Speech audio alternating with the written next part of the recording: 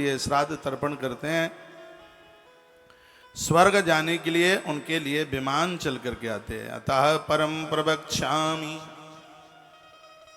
दानानि फलानि च।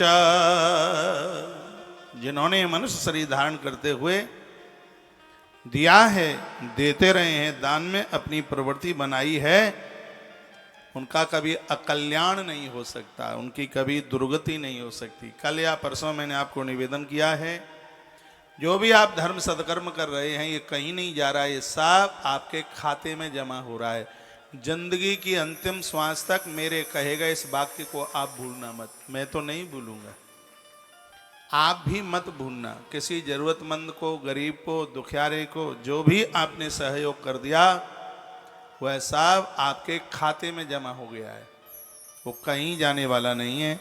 आच्छादनम तयोदद्यांतहेतम श्राद्ध कर्मणि। श्रद्धा पूर्वक जो श्राद्ध करता है तो आयु प्रकामैश्वर्यं रूपम च लभते सुतम।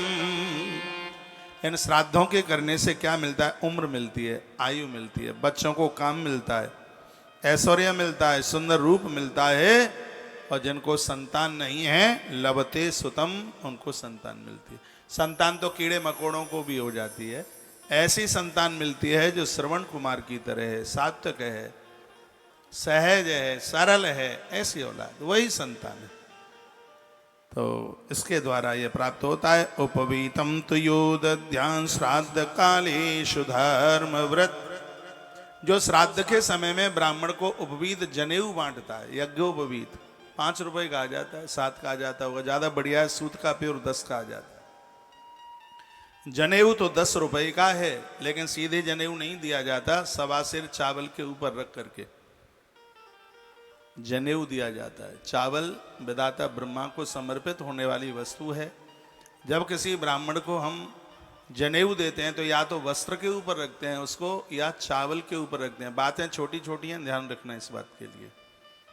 तो उसको एक पात्र में चावल भरा जाता है, उसके ऊपर जनेऊ और एक सुपारी रखी जाती है, तब वह जनेऊ दिया जाता है। या फिर 5 वस्त्र लिए जाते हैं, उसके ऊपर जनेऊ रखा जाता है, कुछ दक्षिणा रखी जाती है। वस्त्र भी बिना दक्षिणा के नहीं दिया जाता, उसके ऊपर ये कुछ रखा जाता। तो लिखा उपवीतम तुयोदध्यान श्राद्ध काले सुधर्मवित। श्राद्ध काल में यदि किसी ने ब्रह्मचारियों को, ब्राह्मणों को जनेऊ दिया है तो क्या लिखा है? लिखा है पानम च सर्व विप्राणाम ब्रह्मदान सयात फलम। इसमें वर्णन किया गया है कि श्राद्ध काल में ब्राह्मणों को यदि यज्ञोपवीत आपने दिया है तो इसमें वर्णन किया है ब्रह्म विद्या का दान करने से जो फल प्राप्त होता है, जनेऊ का दान करने से वह फल प्राप्त हो जाता है।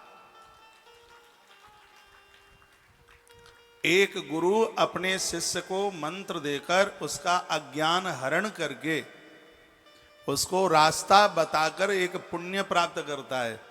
एक गुरु अपने शिष्य को मंत्र देकर उसके अज्ञान का हरण करके जो पुण्य कमाता है, ब्राह्मण को यज्ञोपवीत दान करने से चारों वर्णों के लोग उतना फल ऑटोमेटिक प्राप्त कर लेते हैं। ये जनेऊ की मैं तो हम हर साल बसंत पंचमी पर कितने गुरुकुल के इन बच्चों को, ब्रह्मचारियों को जनेऊ देते हैं। यज्ञोपवीत इनका होता है। यज्ञोपवीत कराने का, करने का बहुत बड़ा पुण्य है। भारतीय सनातन संस्कृति जिंदी बनी रहेगी। ये सब कुछ करते रहिए। प्रार्थना पूर्वक निवेदन है, पांडाल में से जितने भी भक्त लोग जा रहे हैं, भंडारा प्रसाद चल रहा है, बिना प्रसाद के मत जाइएगा, भोजन लीजिएगा। आज बहुतों की ट्रेन है, जाना तो पड़ेगा ही। प्रसाद आपकी प्रतीक्षा में है, आपके इंतजार में है, बिना प्रसाद के मन जाइएगा। मैं यहाँ से जो बातें कह रहा हूँ मेरी भाषा आपकी समझ में आ रही है? धन्यवाद। तो ये बात रही जनेऊ की। उपवीतम तुयोदध्यान श्राद्ध कालेषु धर्मवित्। जनेऊधारी ब्राह्मण जनेऊ नहीं धारण करता तो उसके सभी पुण्य क्षीण हो जाते हैं। इसलिए कहा गया है ध्वज का तो जन्म ही दूसरी बार होता है। एक माँ के पेट से जन्म लेकर और एक यज्ञोपवीत धारण करके। हम लोगों के पास में सबसे बड़ी ताकत हमारे जनेऊ की है, हमारे यज्ञोपवीत की है। यज्ञोपवीतम परमम पवित्रम, जनेऊ व्यक्ति को पवित्र बनाता है, पावन बनाता है जनेऊ। तो ऐसे जनेऊ के दान की बहुत बड़ी महिमा है। कभी सौभाग्य मौका ये सब कुछ मिलता रहा करे तो यह सब करते रहा करें आप। भगवान को, देवी देवताओं में हनुमान जी को, गणेश जी को, महादेव जी को, इनको जनेऊ चढ़ता है। हमने तो यहाँ तक पढ़ा है जिनके घर में पूजा में यज्ञोपवीत जनेऊ होता है उस घर में वास्तु दोष नहीं रहता। यह जनेऊ की बहुत बड़ी महिमा है। आइए और मैं थोड़ा सा और आगे बढ़ रहा हूं। कृतम विप्रेशयो दद्यां श्राद्ध काले कमंडलो मदोचीर स्रवाधेनुर्दातारामुपतिष्ठति। बहुत प्यारे श्लोक है। इस श्लोक में लिखा है जो किसी को जलपान कराता है उसके पुरखे हमेशा तृप्त रहते हैं। इसमें श्रद्धा रखो, पूर्वजों के लिए प्याऊ। इसलिए तुलसीवन आश्रम हर वर्ष पूरा गर्मियों के समय में दे पानी, ट्रैक्टर, टैंकर, ये सिगरी बातें ग्रंथों में पढ़ पढ़ के हम तो पगला गए हैं। ऐसा लगता है पता नहीं क्या क्या ना कर दें, ये भी कर लें, ये भी कर लें, ये भी कर लें। वर्णन है इसमें पानी का दान करने वाले की, जल दान करने वाले की कभी अकाल मृत्यु नहीं हो सकती। उसको कुछ ऐसी बीमारियां हैं जो बीमारी डॉक्टर को भी नहीं बताई जा सकती, ये बीमारियां नहीं होती। जो जल का दान करते हैं। और फिर वर्णन किया गया श्राद्ध में कमंडलू प्रदान करने वाला। कमंडल जानते हैं? जल पात्र, भिक्षा पात्र। कृतम विप्रेश दद्दा श्राद्ध काले कमंडलू मदप क्षीर सर्वाद हेनु दातारम प्रतिष्ठति। जो श्राद्ध में कमंडलू प्रदान करता है उसमें दूध भर करके, कमंडल में दूध भर के किसी को दान देता है। कमंडल का दान करने वाला व्यक्ति, कितना वर्णन किया है इसमें, गौ माता का दूध कमंडल में भर करके, और यदि किसी को वह दान करता है तो उस दूध की जितनी बूंदें हैं उतने वर्षों तक गौ माता की कृपा से नारायण के चरणों में वह वास करता है, उसकी संपूर्ण कामनाएं पूरी हो जाती हैं। इसलिए पिछले साल, अब मुझे ध्यान आ गया, कमंडल यहाँ से वितरण किए थे, कमंडलों का दान किया गया था। अमावस्या वाले दिन फिर करेंगे, देख लेंगे कमंडल कितने का आएगा और उसमें भरा हुआ दूध कितने का बैठेगा, उतना आपको बोल दूंगा। मुझे ध्यान भी न रहे तो मुझे याद दिला देना, 24 तारीख को ही, 23 को ही याद दिला देना, क्योंकि मैं भूल जल्दी जाता हूँ। इसमें बड़ी बड़ी महिमा का वर्णन किया। इसमें तो लिखा है गऊ को प्राप्त, इसमें लिखा है जो कमंडल का दान करता है हर प्रकार से गौ माता उसका घर नहीं छोड़ती, गौ माता रखने का सौभाग्य उसे प्राप्त हो जाता है। कमंडल के दान करने की इतनी बड़ी महिमा है। श्लोक बोले देता हूँ। धेनुम चलवते दिव्याम पयोदाम काम्य दोहिनी। उसको दूध पिलाने वाली दुधारू गैया मिलती है जो कमंडल का दान करते हैं। ये तो साल में एक आध बार कर लिया करें, गौ माता कृपा कर देगी। कमंडलू के दान की, कमंडल के दान की इतनी बड़ी महिमा है। जो व्यक्ति देवताओं पर पुष्पमाला चढ़ाता है, फूल चढ़ाता है। अरे अब सुन रहे हो कि नहीं सुन रहे?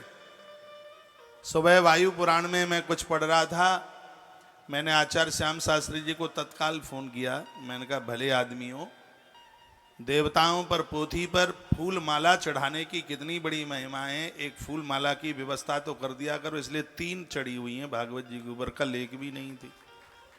आप सोच भी रहे होंगे कि आज इतनी फूल मालाएं क्यों दिख रही हैं।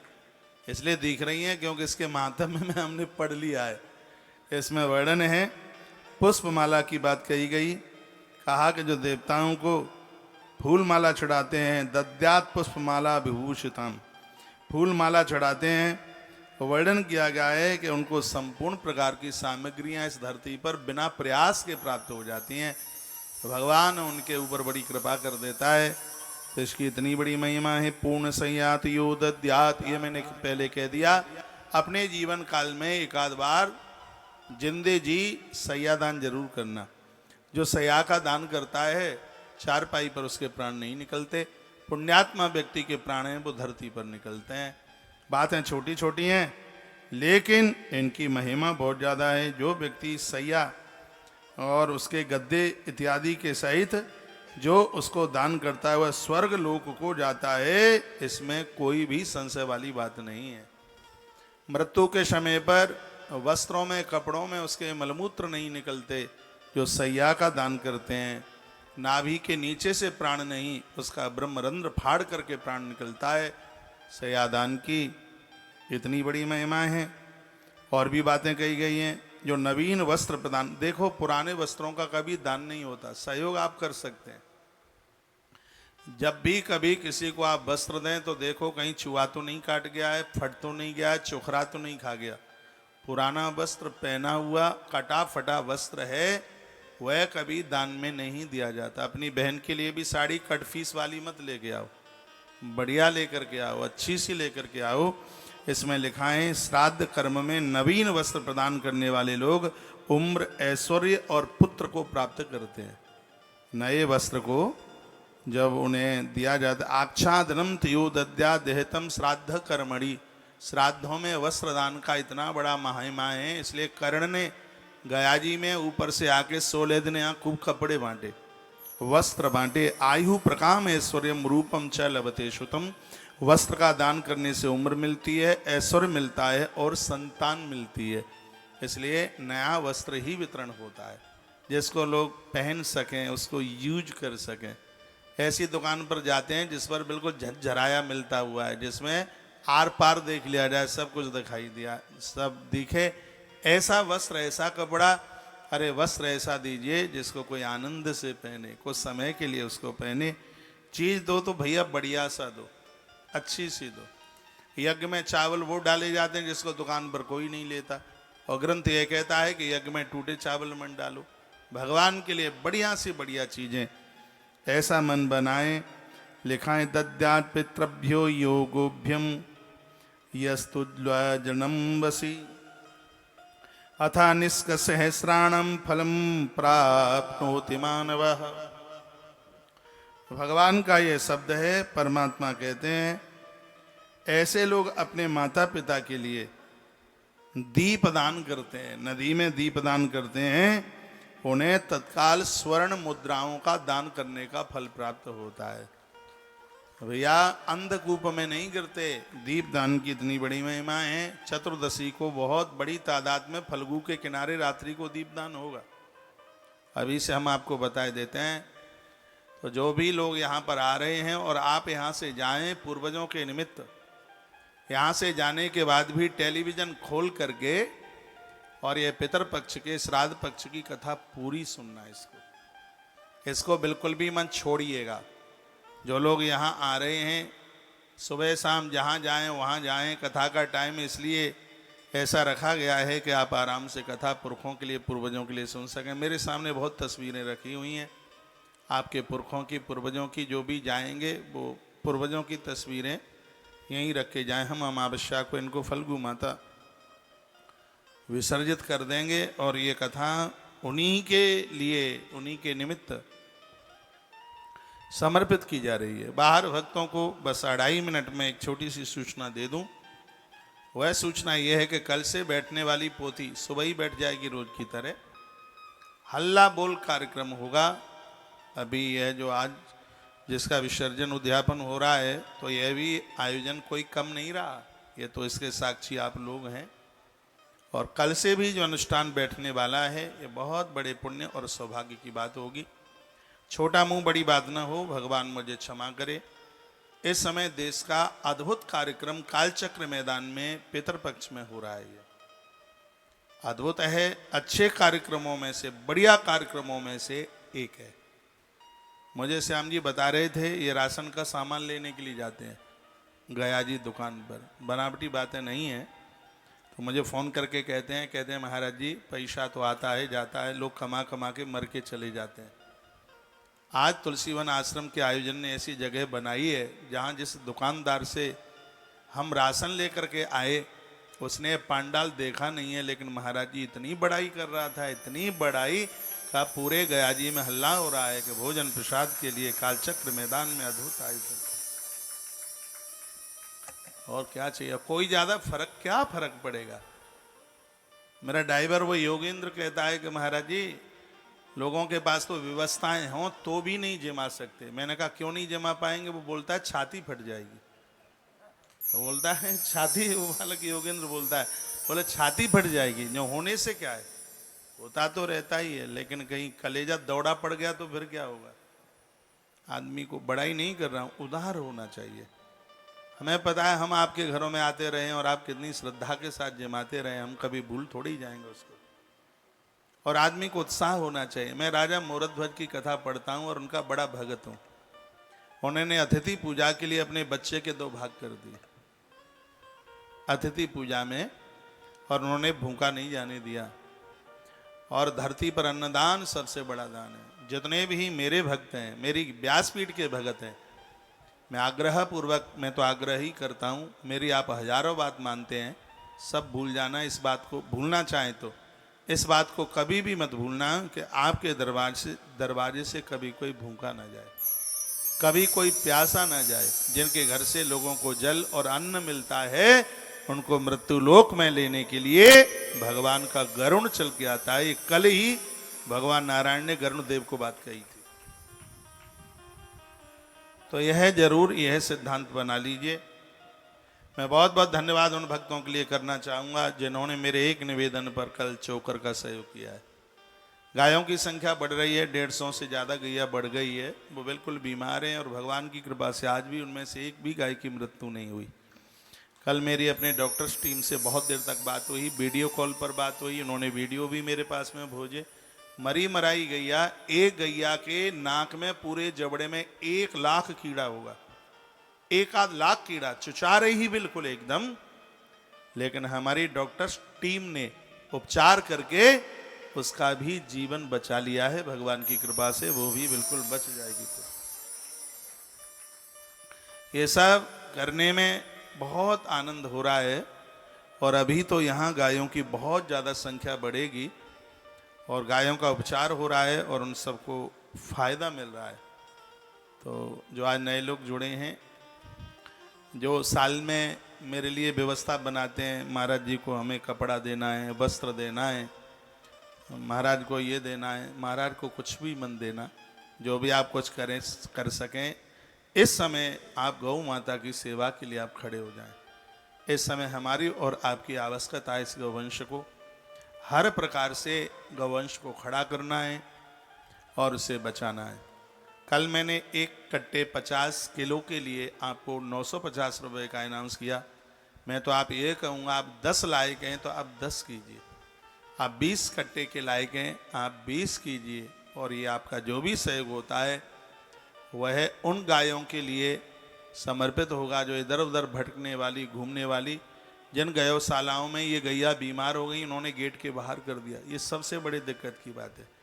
उनके यहाँ 200 गाय हैं, 200 में से 15 बीमार हुई तो 15 को गेट के बाहर कर दिया। हमारे यहाँ ये वही तो गैया आई है, उनको बिल्कुल वो कहाँ जाएंगी। ऐसा नहीं होना चाहिए, ऐसा कभी भी नहीं होना चाहिए।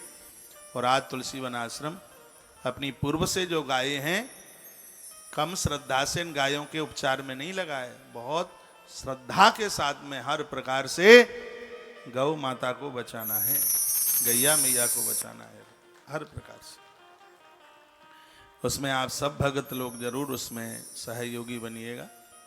जो भी आपसे व्यवस्था होती है, मैंने कल आपको एक कट्टे से यानी 50 किलो से लेकर ऊपर तक जो भी आप सहयोग कर सकते हैं वह आप जरूर कीजिएगा। और आप ये टीवी पर जो फोटो देखते हैं, यहाँ की तस्वीरें देखते हैं भंडारे की, और आपको लगता है कि बिल्कुल असली है, बिल्कुल अच्छा काम हो रहा है। एक भूखा व्यक्ति जिस समय भोजन करके आहा बोलता है, सैकड़ा पुण्य तुम्हारे खाते में चला जाता है।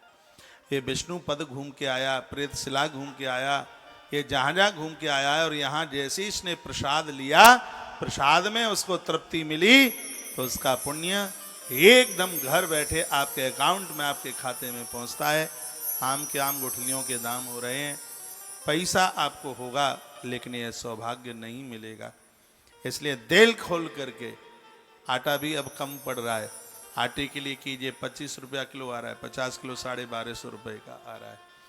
और 22 तारीख को मैं आपसे चावल मांगूंगा, 22 को ही मांगूंगा, क्योंकि उस दिन प्रदोष होना चाहिए 22 को, अंदाजा 22 या 23 में प्रदोष होगा, वह मैं आपको बोल दूंगा। जो भी आप इन सेवा सहयोगता के साथ जुड़ सकते हैं, आटा है, जो भी इन व्यवस्थाओं में जो भी आप कुछ कर सकते हैं, अवश्य में यहाँ रुकना नहीं चाहिए काम। मैं तो कल भक्तों को बोल रहा था आपके आसपास, अरे जहाँ मैं रुका हूँ वहाँ 30-32 कमरे फुल लबालब भरे हुए हैं।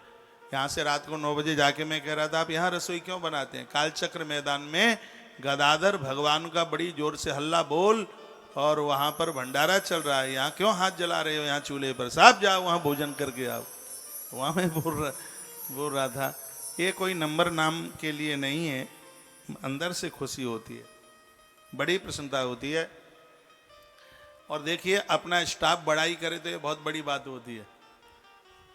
मेरी कोई बुराई कर सकता है लेकिन मेरे कामों की कोई बुराई नहीं कर सकता। यहाँ से लेके वृंदावन में पूरे देश की बात कह रहा हूँ।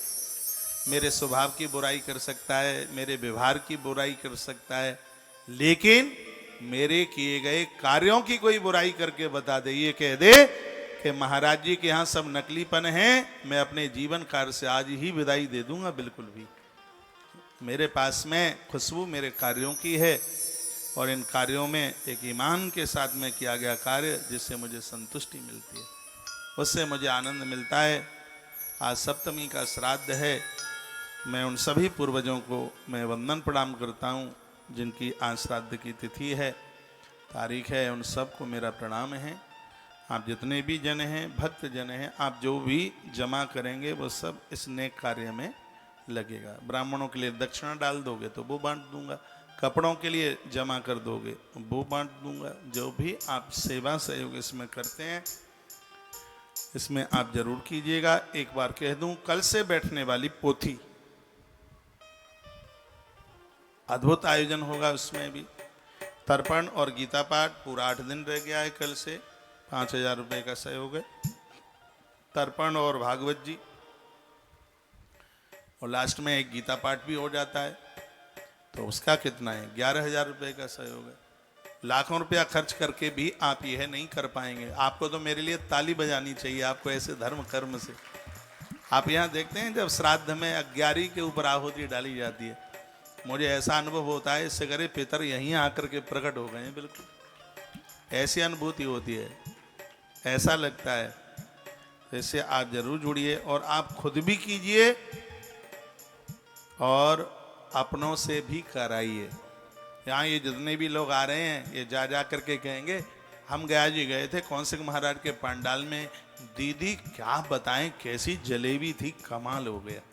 खीर तो ऐसी लग रही थी कि गुलियां भी चाट लें। तो ये सब पुण्य का थैला भरे बहन कमल शीतले, जो कि तुम नांदेड़ महाराष्ट्र में रहते हो, मैं अभी तुम्हारा अनाउंस का नाम सुन रहा था, इस नेक कार्य में तुमने 21,000 रुपये का सहयोग किया है, बहुत बहुत धन्यवाद है। काफ़ी नाम आपके आए हैं, वो सब आचार्य जी ने बोल दिए हैं। मैं आप सबके हृदय में बैठी हुई भगवती सत्ता को वंदन प्रणाम करता हूँ। आज लिस्ट बनाई जाएगी रात्रि में, ये आचार्य जी मेरे पास ही होंगे। कल जो सुबह से अनुष्ठान आरंभ होगा उसके लिए आज ही आप अपना नामांकन करा के और उसका रजिस्ट्रेशन नंबर आप प्राप्त कर लें। गया जी में किया गया हर कार्य 10,000 गुना होता है, तो और जगह की भागवत से यहाँ की भागवत ही 10,000 के बराबर होगी। तो इतना बड़ा पैसा पैसा सब कुछ होगा, ये सौभाग्य नहीं होगा। इसलिए कोरोना काल में किसी भी प्रकार से किसी की मृत्यु हुई है उनको आत्म शांति के लिए श्रीमद् भागवत उनके लिए समर्पित कर दें, भागवत जी समर्पित कर दें। नवमी के दिन साड़ियों का वितरण है, वो सब मैंने आपको बता दिया है। और आप एक समय का भोजन, दोनों समय का भोजन, पूरा संकल्प तो मैं 25 तारीख को छोड़ूंगा, जिसमें इतना आदमी भोजन कर रहा है। 6,000 रुपये का सहयोग, आप तो अजर अमर हो गए, आपके पुरखे कितनी मैं उनको वंदना करूं। 6,000 रुपये की आहुति डालकर जिन्होंने ऐसा पुण्य कमाया है। 16 ब्राह्मणों के लिए 16 दिन के लिए जिन्होंने इतना है 2,31,000 रुपया, एक दिन की पूजा सुबह से लेकर शाम तक, माय यज्ञ तक, भंडारा भुंडारा सब कुछ उसमें है।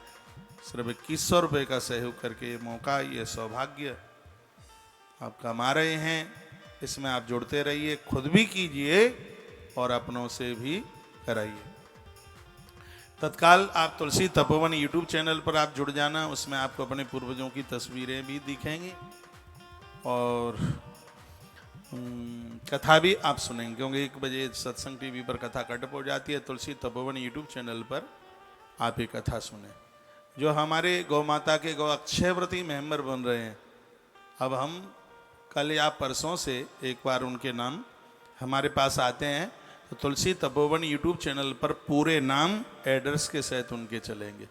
तो गौ माता के इस परिवार से भी आप जरूर जुड़िए। आज आश्रम तमाम सेवाएं लेकर के चलाए, लेकिन प्रमुख दायित्व तो उसका गौ माता का संरक्षण करना है। ये आपको सुनकर के इतनी खुशी होगी, गौ माता के गौ हॉस्पिटल की कल 4थी मंजिल की उसकी छत डली है। कल 4थी, बहुत बड़ा गौ हॉस्पिटल बन रहा है, इतना बड़ा बन रहा है कि 50 गायों का एक संग ऑपरेशन हो जाए, जिसमें कई करोड़ों रुपए की मशीनें लगेंगी। उसके लिए ज़्यादा मैंने कभी आपसे मांगा नहीं है, क्योंकि ये जितना भी ये पूजा पाठ का अनुष्ठान का बच जाता है पैसा, वो सब गौ माता के अस्पताल में लगा देते हैं। तेरा तुझको अर्पण क्या लागे मेरा। कभी आपसे कोई पोथी बोथी का ज़्यादा भी ले लें तो मन हल्का मत करना, उसमें से जो भी कुछ बच बुचू जाएगा वो गौ माता के अस्पताल में लग जाएगा। ये बहुत बड़ा अस्पताल बन रहा है।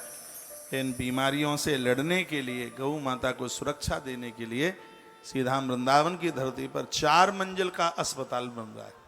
4 मंजिल का, उसमें ऐसी व्यवस्था की जा रही है कि गैया गाड़ी में बैठ करके 4थी मंजिल तक पहुंच जाए। वो मशीनें, उसमें ऐसी ऐसी मशीनें लगने को जा रही हैं। यह भी देश का एक बहुत बड़ा अस्पताल होगा, गौ चिकित्सालय। सब श्रद्धा के साथ, विश्वास के साथ हो रहा है।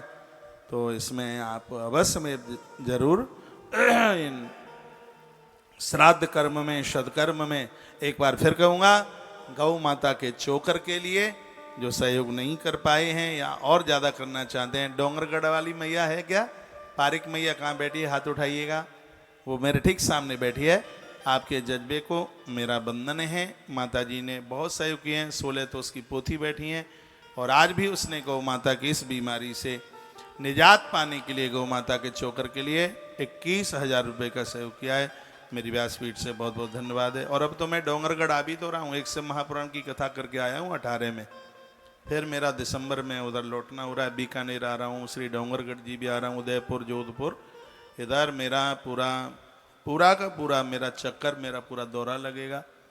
फिर उधर से मैं निकलूँगा, गुजरात की तरफ मेरा निकलना होगा। लगे हैं काम में, जैसे भी हो जाए। और एक बात आप हमें बताएं, क्या हमारी करी गई मेहनत निखार ला रही है, धरती पर दिख रही है? थोड़ा सा इशारा करके बता दें आप हमें। है, दिख तो रही होगी, धरती पर दिख रही होगी। ऐसा नहीं कि हाथी के दांत देखने के अलग सत्य है। देखिए, मैंने एक वीडियो डाली, शायद आपने पढ़ी हो। आप सब 1 बजे भज रहे हैं, आप YouTube पर जुड़ जाना। एक वीडियो मैंने डाली कि आपकी रसोई में 5 भयानक भूत बैठे हुए हैं, जिसमें मैंने एक रिफाइंड का नाम लिया था और एक ये आयोडीन नमक का नाम लिया था, कुकर का नाम लिया था, फ्रिज के पानी का नाम लिया था। तो जिस समय ये मैं रिकॉर्ड कर रहा था, तब मुझे समझ में आ रहा था कि तुम दुनिया को प्रवचन कर रहे हो कि रिफाइंड मत खाओ, और तुम्हारे आश्रम में रिफाइंड चले तो तुम कौन से मुंह से कहोगे रिफाइंड छोड़ दो। तो फिर हमने वो वीडियो डालने से पहले अपने आश्रम से रिफाइंड को बंद किया और उसके बाद में फिर वीडियो डाली, नहीं तो फिर प्रवचन नकली नहीं हो जाएगा। आज तुलसी वन आश्रम में रिफाइंड नहीं चलती, बिल्कुल सरसों का तेल चलता है, तिल का तेल चलता है, ज़्यादातर ऐसे शुद्ध घी चलता है। अब आश्रम में इतने अनुष्ठान होते हैं, इतना बड़ा समुदाय है, दूध सब पीने के काम में आ जाता है, घी उतना बचता नहीं है, इसलिए यहाँ घी की व्यवस्था नहीं थी, तो उसका बढ़िया सा अच्छी क्वालिटी का उसको क्रैक किया गया है। अब मैं गैया के बीच में रहता हूँ, हाथ पर ऐसे घी घिस करके और नाक के आगे लगा के बता देता हूँ कि असली है कि नकली है। ये मुझे समझदारी है घी को पहचानने की। जैसे ज्वेलरी वाला सोना बता देता है कि असली है कि नकली है, और मैं गैया के दूध के बारे में और गैया के घी के बारे में बता देता हूँ कि असली है कि नकली है। तो यहाँ पर जो जिस घृत के द्वारा जो प्रसाद बन रहा है वो बिल्कुल एकदम बिल्कुल असली है। आइए 2 मिनट भगवान का नाम लेते हुए इतनी अद्भुत कथा में लेके जा रहा हूं। आज तालियां बजाते बजाते आप थकेंगे नहीं, आज की इतनी अद्भुत कथा है। जब समय आखिरी आएगा, परिणाम न जाने क्या होगा। सब भाव के साथ ये मेरे लिए और आपके लिए और सबके लिए। अभी तो मटर गश्ती में कुछ दिखता नहीं है, लेकिन मौत जब आगे आकर के नाचेगी, भैया इतने इतने कार्य खोटे खोटे काम किए, तो जब ऊपर की 16 पुरों को लांग करके जाएंगे तब क्या होगा। जब बैतरणी मिलेगी रास्ते में तब क्या होगा। जब समय आखिरी आएगा, भगवान न जाने क्या होगा। जब समय आखिरी आएगा, भगवान न जाने क्या होगा। भगवान न जाने क्या होगा, भगवान न जाने क्या होगा। भगवान न जाने क्या होगा, भगवान न जाने क्या होगा। जब समय आखिरी आएगा, भगवान न जाने क्या होगा। जब समय आखिरी आएगा, भगवान न जाने क्या होगा। ताली बजा दे रहा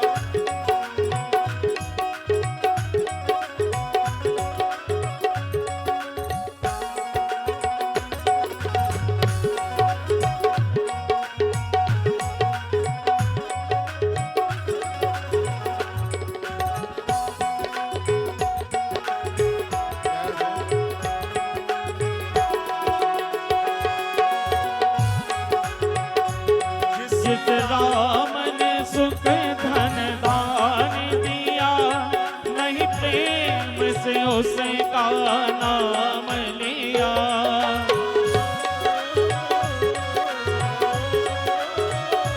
जिस राम ने सुख धन दान दिया, नहीं प्रेम से उसका नाम लिया। जीवन भर गंदा काम किया, परिणाम न जाने क्या होगा। जब समय आखिरी आएगा, भगवान न जाने क्या होगा।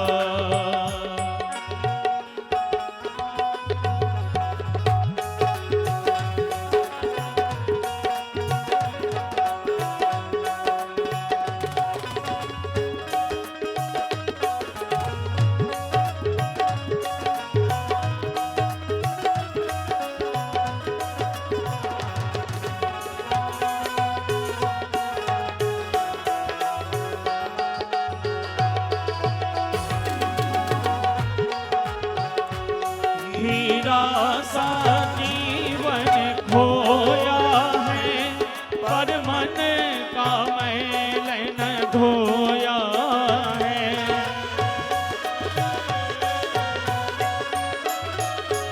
हीरा सा जीवन खोया है, पर मन का मैल न धोया है।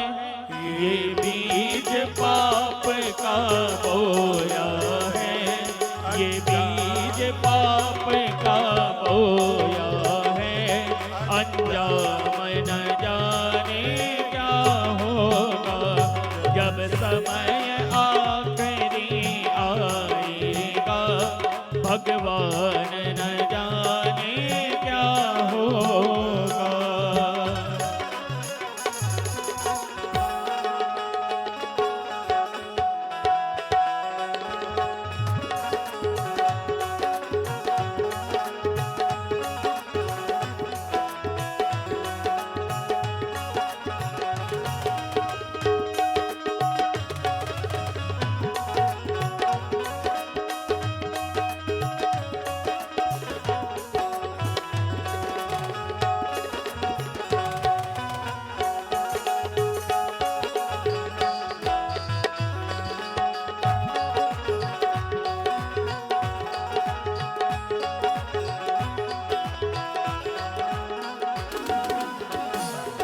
विषयों में जीवन गवा दिया, सब झूठ कपट छल काम किया।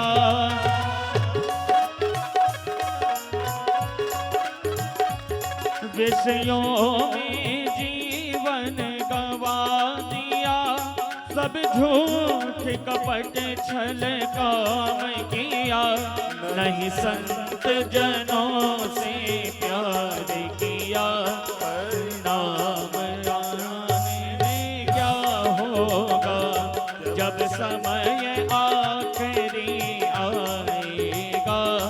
भगवान न जाने क्या होगा।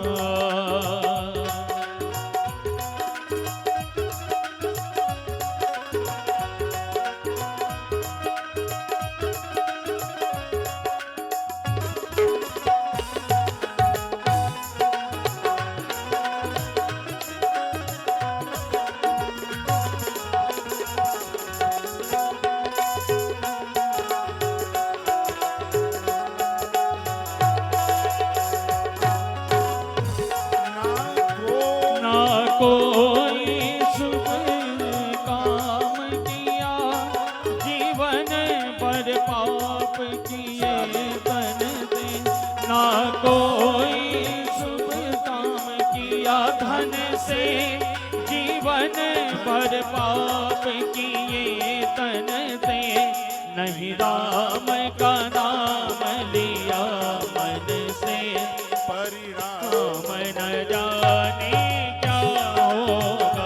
जब समय आखिरी आएगा। भगवान न जाने क्या होगा, भगवान न जाने क्या होगा, भगवान न जाने क्या होगा, भगवान न जाने क्या होगा, भगवान न जाने क्या होगा। जब समय आखिरी आएगा, भगवान न जाने क्या होगा, जब समय आखिरी आएगा। भगवान न जाने क्या होगा, जब समय आखिरी आएगा।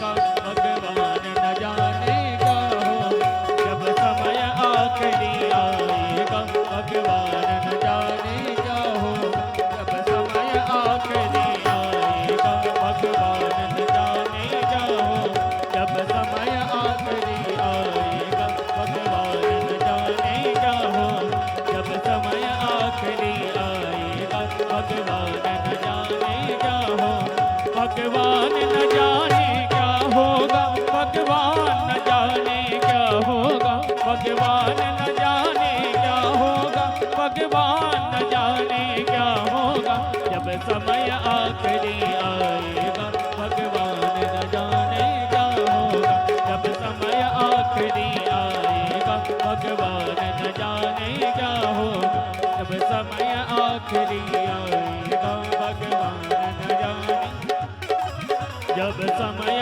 आखिरी आएगा। भगवान न जाने क्या होगा, जब समय आखिरी आएगा। भगवान न जाने क्या होगा, जब समय आखिरी आएगा। भगवान न जाने क्या होगा, जब समय आखिरी आएगा। भगवान न जाने क्या होगा।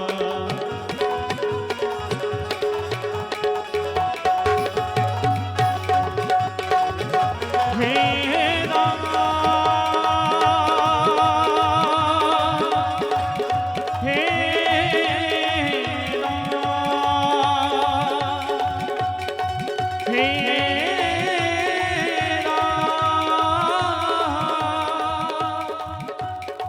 हे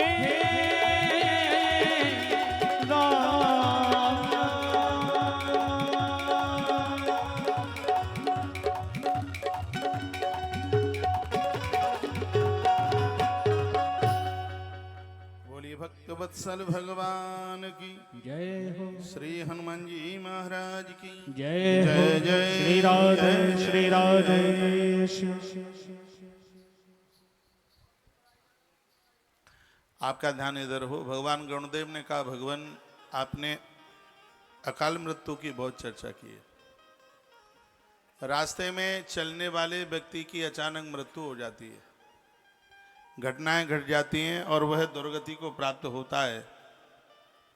तो ये सब कैसे होता है, क्यों हो जाता है? देखो कितनी बढ़िया बात पूछी और आप सुनने को तैयार नहीं है। आदमी चला, गाड़ी टकराई, कैसे भी पानी में डूब गया, गाड़ी फेल हो गई, बस पलट गई, ये सब ऐसी स्थितियां हो जाती हैं। भगवान कहते हैं कुछ नक्षत्र ऐसे हैं, यदि ये नक्षत्र इन दिनों में आ गए तो अकस्मात उस व्यक्ति की यात्रा बिगड़ जाएगी। ऊपर मत आइए, बिल्कुल भी बैठे। इतनी बजनीक बात है, आप सुन लो। भगवान कहते हैं यदि ये नक्षत्र इन दिनों में पड़ गए और आदमी ने यात्रा कर ली तो मौत के मुंह में पहुंच जाएगा।